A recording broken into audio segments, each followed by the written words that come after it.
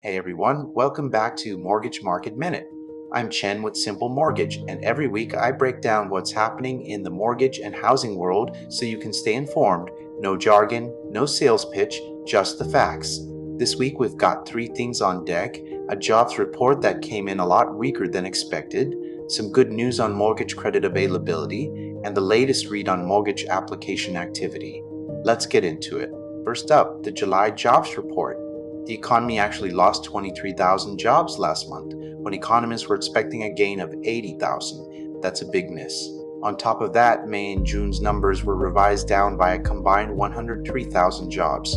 The unemployment rate did dip slightly, from 4.2% to 4.1%, but as we'll see, that dip isn't quite what it looks like on the surface.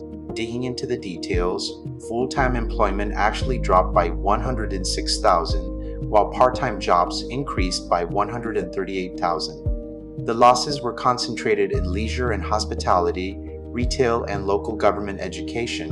And here's the key piece: that lower unemployment rate was driven largely by people leaving the labor force altogether, 264,000 in July alone, and nearly a million since May. Private payroll data from ADP told a similar story, with hiring coming in well below expectations there too. So what does this mean for you? The job market is one of the biggest inputs the Federal Reserve looks at when deciding what to do with interest rates, and interest rates directly influence mortgage rates.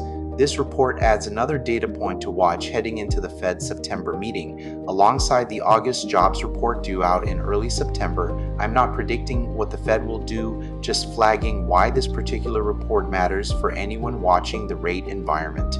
Next, some encouraging news for borrowers.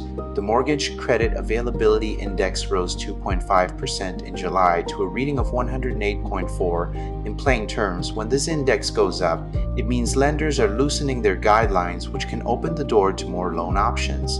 Breaking it down further, the conventional MCAI rose 3% and the government MCAI rose 1.8%. Jumbo loans saw the biggest jump, up 4.2%, the highest level since 2020.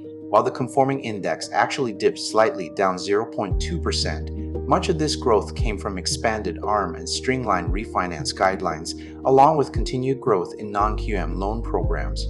This trend is especially relevant if you're in the jumbo loan space or you've explored non-traditional loan programs in the past. Lenders are expanding what's available. As always, credit availability trends don't guarantee individual loan approval, which still depends on your specific credit, income, and asset profile. Finally, let's look at weekly mortgage application activity. According to the MBA's latest survey, overall applications rose 3.6% on a seasonally adjusted basis from the week before. Both refinance and purchase activity contributed. The refinance index was up 5% week over week, though still 22% below where it was this time last year. The purchase index rose 3% for the week. Loan type shares all held steady compared to the prior week, and the average refinance loan size dropped to its lowest level since July 2025.